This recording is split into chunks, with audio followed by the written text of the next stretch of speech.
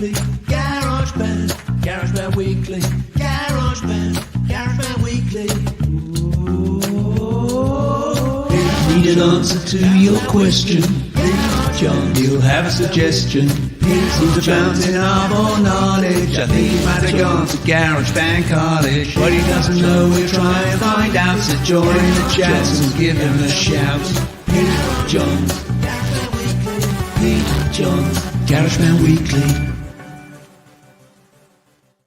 Welcome to GarageBand Weekly for another week right here on Studio Live today. My name is Pete Johns, and for the next 30 minutes we'll be talking all things GarageBand, Apple, mobile creating, and everything in between, including a bucket of fish. Welcome aboard. If it's your first time here, my goal around here is to help you create, record, and release your best music, and one of the ways I do that is with a little thing we call GarageBand. We'll be diving in. Our feature topic today is world instruments. We'll be looking at all of the world instruments here in GarageBand. There are 6 of them in total.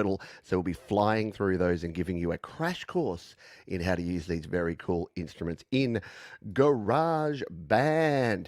We've got some news and notes to dive into in a moment. Let's just say g'day to the folks who are here live. Hello to Thomas Christ. Hello to Mark Bro. Ali Gratilia.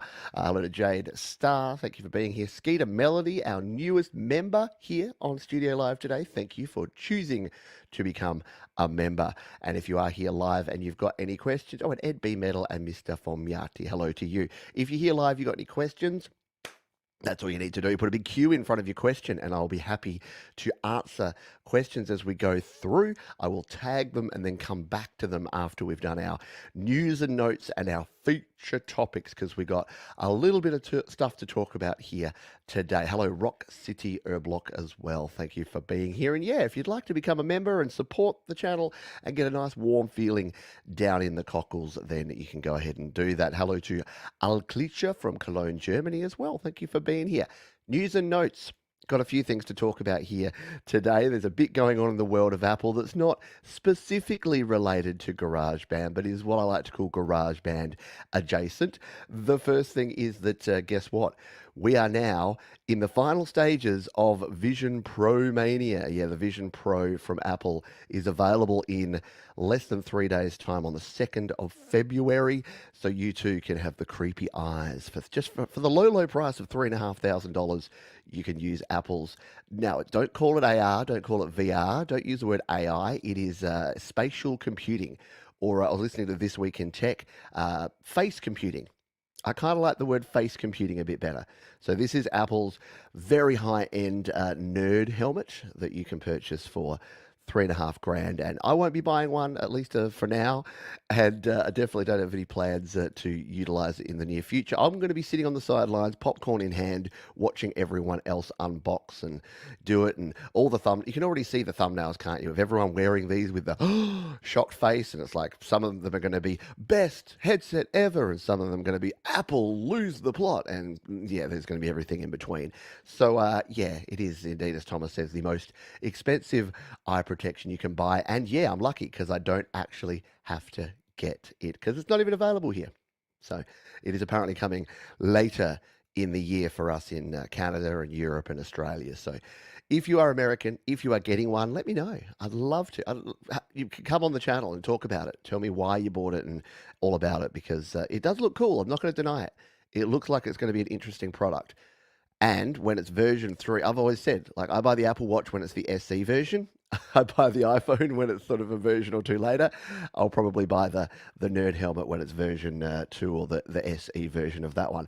The other news, we've had an update to iOS and iPad OS. It is number 17.3. I've just updated on the phone before the show just to test it on out. The main new features we have there are the stolen device protection, which is pretty cool. As you can see there, you can have your Face ID or your Touch ID with no passcode fallback to perform certain actions. So you can basically secure your phone. If you're worried about losing your phone or having your phone stolen, you can make your phone a little more secure with that.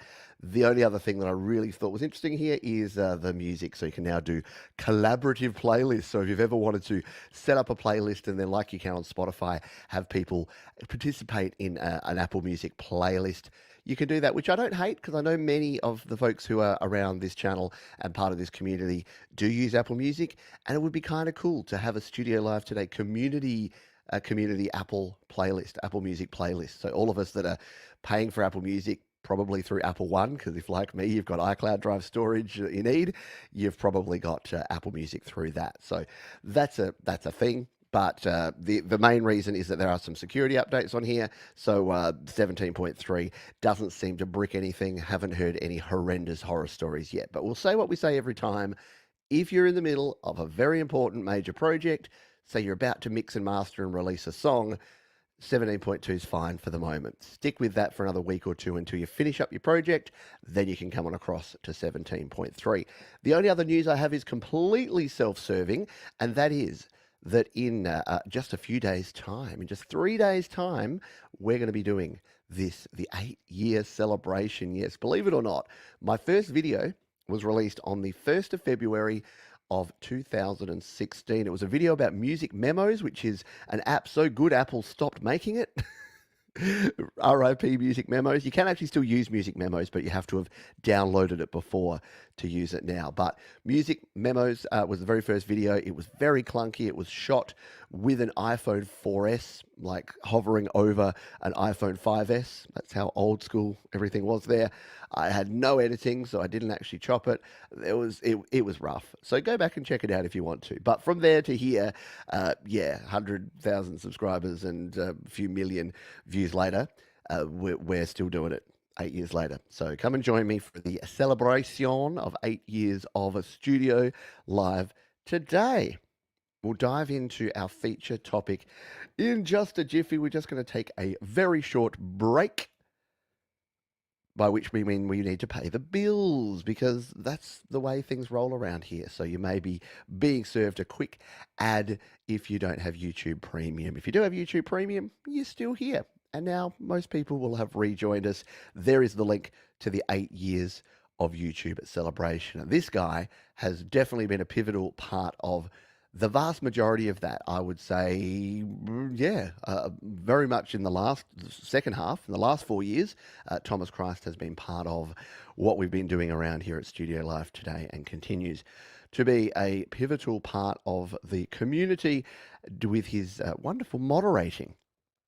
All right, let's dive in, shall we? World Instruments. What are they? What can they do for you? Well, let's set ourselves up a new track. I've created a new project here in GarageBand.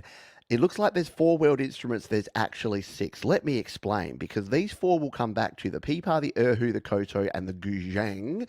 But if we go over to our drums, we've actually got some others in here. Now, what I'm going to do is you can play these in individually, and I'll show you how to do that first. So if we tap on the drums here and we jump in, whoops, we've gone to the wrong one. Great start, Johns. We'll go to acoustic drums here. Now, what you can do is you can select on your kit here, and you'll see here that we've got all of our different kits here. We've got our electronic kits and we've got our percussion. But take a look. In the percussion here, we've got 2 things that are not really percussion. They're actually world instruments. We've got our Chinese kit and our taiko drums. So if we tap on the Chinese kit, we've got this one here that we can play. Let's just turn the volume up here and...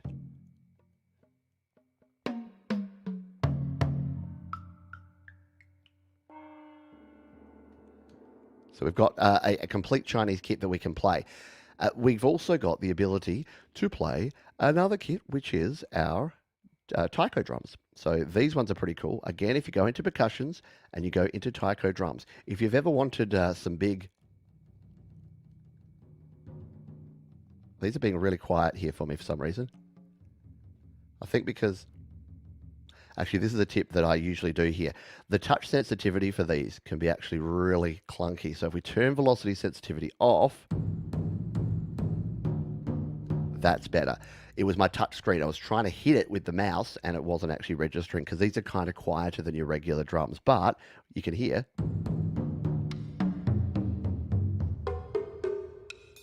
We've got a bunch of really cool sounds in here for you to play with.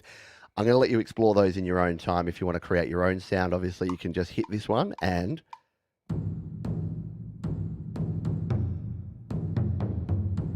you can actually play in your parts. What we'll do to set up this track, though, is we'll just delete that one out. I'm going to show you how to use the beat sequencer for these, because did you know that the beat sequencer is not just for electronic drums, you can use it for your acoustic drums too. I know, it's pretty cool. So using a sequencer with some of the most ancient percussion instruments in the world is actually kind of fun to do. So let's grab our Chinese kit here. By default, it's going to give us this sound.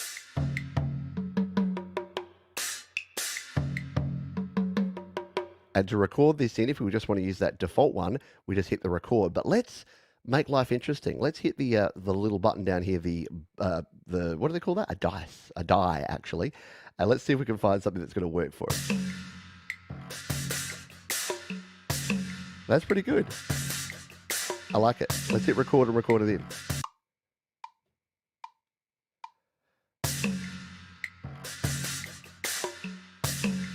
And when you've got a pattern like this, you only really need to record one bar of it, like so, and then we can actually loop it out. So we're going to go with that. The other thing we can do is add another track and grab our beat sequencer again. This time, let's come in here and check out the taiko drums. Once again, under percussion, under taiko drums, and this time let's go with the default sound, shall we? We'll record this in. Let's see if these two are going to work together.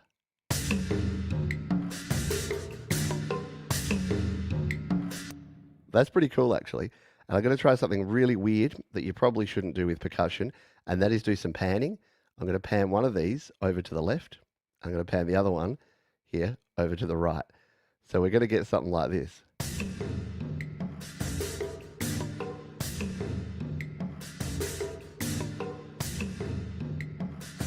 So there you go, the world of Japanese and Chinese drums coming together harmoniously on this track. Let's go look at the other world instruments. And by the way, I have a series of videos that I'm doing right now all about all of these world instruments. You can check that out in my 5-minute tip series if you would like to learn about these, such as the pipa. This is the pipa. Let's just turn that one up as well.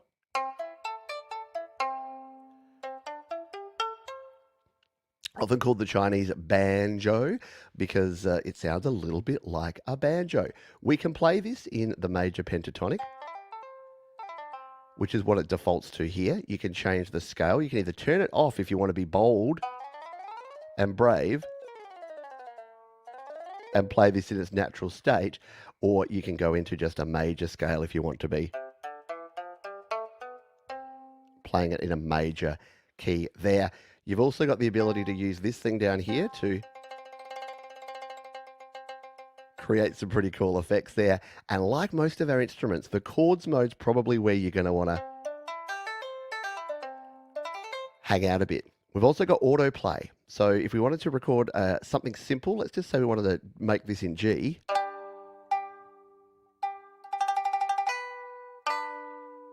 Let's just try and record something in here with an autoplay in G.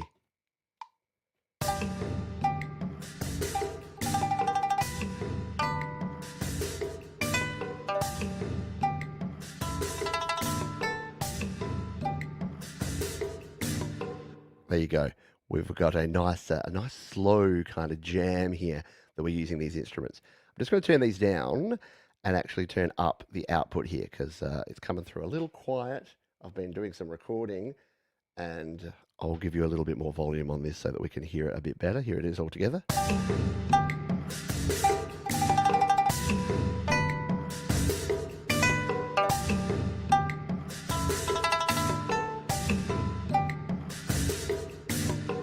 Pretty cool basis. And we haven't really done anything super creative here, but we've got ourselves 3 instruments and a bit of a cool world sound. Let's go back to our main screen here, hit the plus button, go into the Erhu.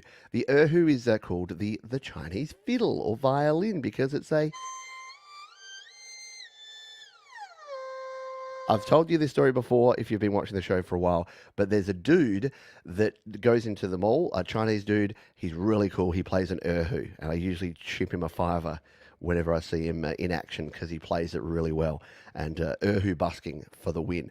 So like all the others, we have our scale here. You can stick in the pentatonic scale. You can change it. You can turn it off if you want to be brave. Why don't we try and be brave? Why don't we try... Let's try and use this as a bit of a pad. Let's just get our key.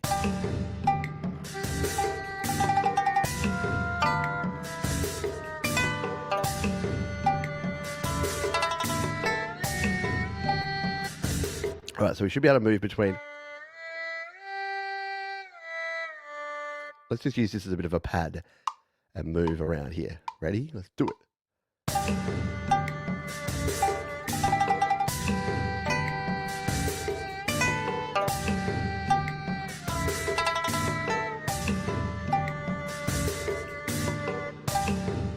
I reckon that sounds pretty cool. That sounds kind of kick-ass, doesn't it? So let's play it back.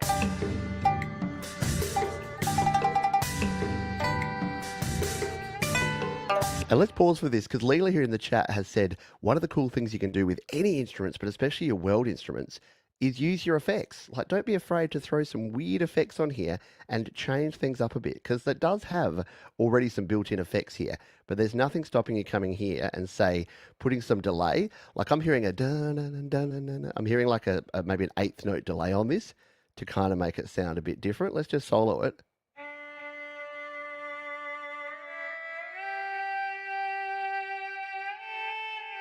Don't you reckon?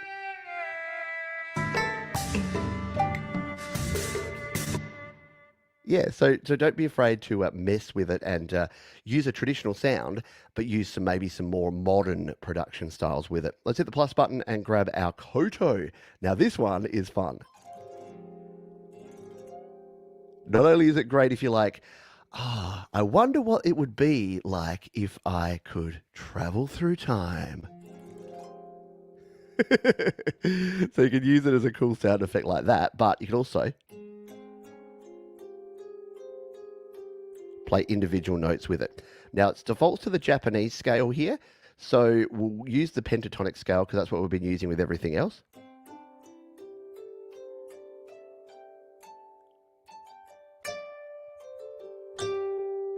And the cool thing we can do with the Coto is if you're like, I can't really see what I'm playing here, hit this plus button and check this out. You get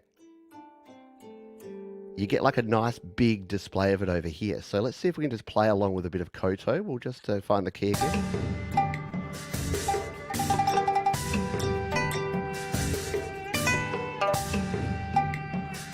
Can't really hear it over the other ones.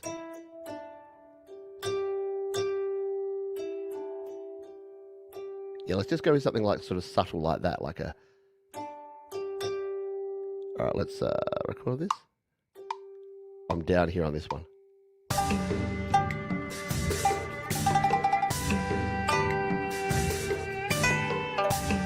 Right, so I've done just a little bit of something there. It wasn't very loud because sometimes these instruments, with your touch sensitivity, especially when you're trying to, live stream and do all sorts of things here, it does make it a little bit difficult. Excuse me. Excusez-moi. So what we can do is actually edit these. So this creates MIDI, which we can edit in here just like we do any other instrument. So here's our MIDI notes, and if we wanted to, so there's our first hit. We can actually change the velocity. So these have all been hit a little bit too quiet. So I'm actually going to up the velocity of this so that we can actually hear it nicely. So we'll put all of the velocities of these notes up so they're going to actually come through. That last one was okay. I hit that last one all right. But the rest of these just need a wee bit of adjustment. And unfortunately, GarageBand does make you have to adjust velocity one by one, which is not so much fun. All right, there you go. So this is going to work a little better now.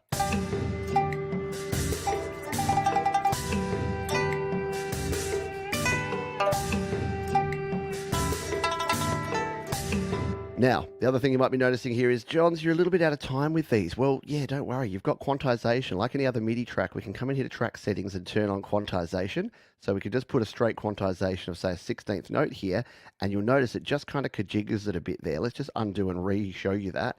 So if we zoom in on this, you can see here that some of my note hits might be slightly off. As soon as we come in here and go 16th note, see how it shifts these? It puts them right on the beat. So that way...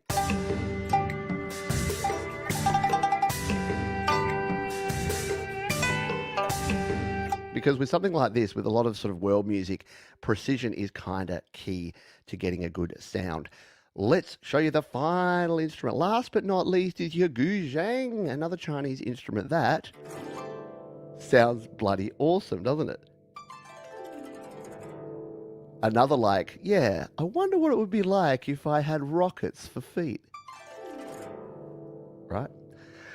Again, we have the ability to hit the plus button here to get a zoomed in view, which is kind of cool. And the reason there's two here is it's nice to...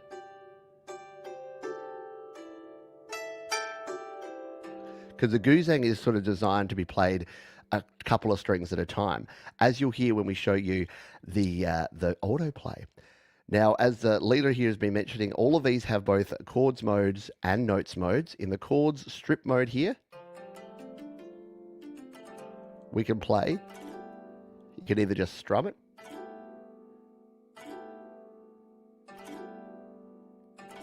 that might be a cool thing to do with this one. Let's just record this in. Did that work? Hang on, try that again.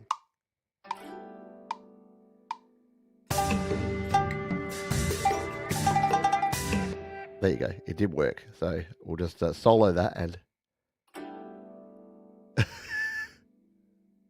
it didn't really work the way I wanted it to. I wanted it to be like an arpeggiated thing.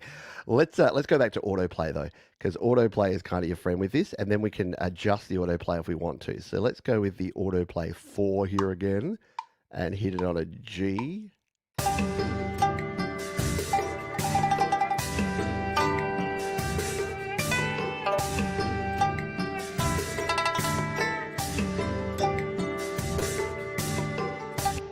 Yeah, it didn't really work with that one. Why don't we go with a simpler autoplay? Let's try again with autoplay numero uno for Bruno.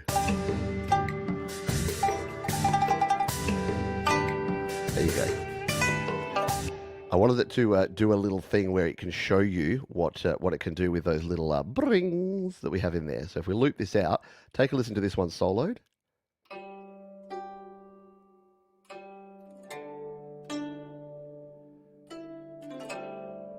Right? And even if we wanted to be a little bit simpler, what we can do is say grab just a couple of our instruments here.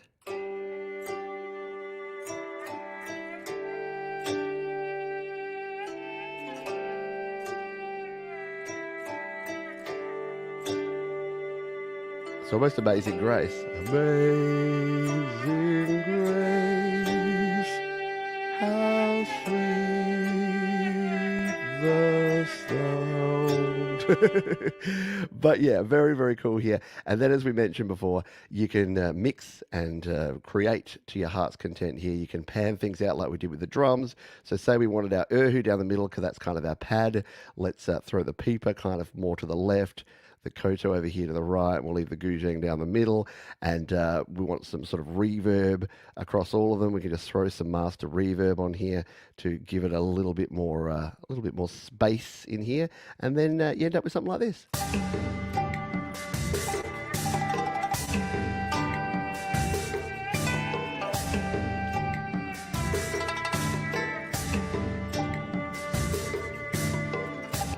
Yes, and another great point here from Leela, you can also vary up your autoplay. So say we wanted to have autoplay, the autoplay 1 here for the first part, we can then actually change it up to a different autoplay afterwards. So if we jump back in to one of our instruments here, you can change up the different autoplays. So say we recorded here, we're on 1. You can then go like halfway through here if we want to change it to 2.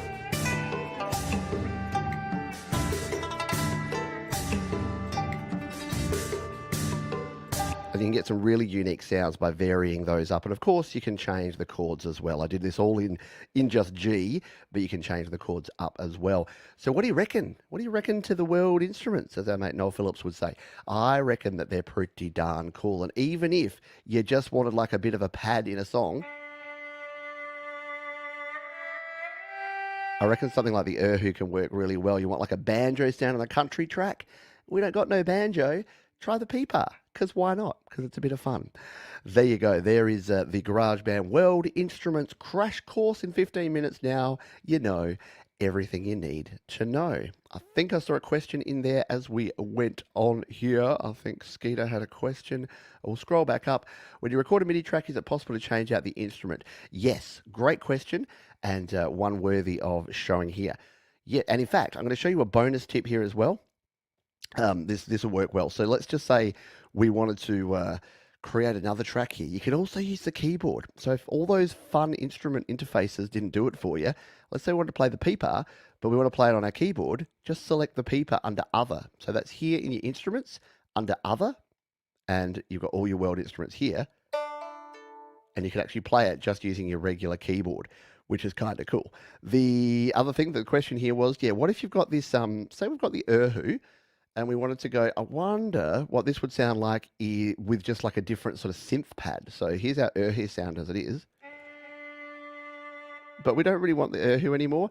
Well, we can't actually change it right here. But what we can do is copy out this MIDI data and come down here and drop it into this one. Oh, we can't. Have I lied to you? I think I may have lied to you. I think... Yeah, I'm pretty sure that you can only paste them because these are separate instruments.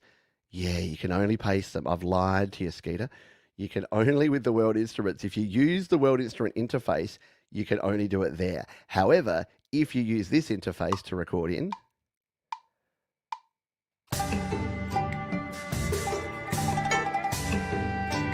and if we recorded in like a peeper sound here, then we can change it, because then we can just change the instrument to anything else we want. We could change it to a guitar here if we wanted to. Now, there is a hack that I haven't used in a really long time, and maybe this is something I do as part of my World Instruments series this month. If we go Pete John's strings to MIDI, because there's a hack that I've forgotten how to do, but you can convert strings to a keyboard. So I'm reckoning you're going to be able to also convert these instruments to a keyboard instrument. So I'm going to post a link to that one there. I'm going to watch this, and maybe that's a video that I need to make in the future, because, I've had this problem before where people have created great string parts and then they couldn't change them to, say, a different pad or a different sound in the track. So, there it is. That's everything you need to know. All keyboard-based instruments can indeed be swapped as well. And you could open it in Logic Pro. But let me, exactly. As Ed says, some like the violin are not compatible, and that's why I made this video. And if I'm really honest with you, which I am, I've forgotten how I do that. So it's a 5-minute video, so I'm going to go watch that. I've put a link to it here in the chat. But if you search Pete John strings to MIDI, it'll show you how. So if you've got the perfect Guzheng part, but you actually want it to be a brass ensemble, then there's got to be a way to do it. And I leave it with me. I will actually check it out. Fat Panda Cat, you could if GarageBand had MIDI export. I know. GarageBand does not have MIDI export. Thank you all for being here. I know these GarageBand Weekly shows are a little bit fast-paced and in your face these days, but that's the way we want them to be, just so that we can get in and show you something cool in GarageBand. And maybe there was a few little tidbits in here today that you didn't know about and that you hadn't used before. Do not forget that after this show you will be sent right here, which is to the 8 years of YouTube celebration. There you go. It's in just 2 days time, it says there now. It's actually kind of 3 days time. It's on Friday morning here in Australia. It'll be Thursday afternoon or evening if you're in other parts of the world. But I hope you can join me for that one, because we'll be chatting about that, and we'll be officially launching the membership, even though many of you cool folks like Leela, Fat Panda Cat, Skeeter are already members. So you can join. If you want to be a member, hit the join button. It's this little one down here. You hit that join button, it pops up here, and for $2 US or $3 Australian a month, you can join. You can use all these cool emojis like the cute little goat, the little, I put the Zealand Band one, I forgot about that, the Righty Doki, and of course, the warm cockle, because it wouldn't be anything without the warm cockle. Thank you, Tremor Bear, who's one of our most recent patrons over at the Patreon. So that's another way you can support me. You can donate like Brock Ruggles did just today from Scapular Winging Records. So thank you to Brock. You folks are amazing. You support me in many, many different ways, and I appreciate you big time. Until next time, please be kind to yourself, be kind to others, keep creating, and I'll see you next time right here on GarageBand Weekly. Bye for now.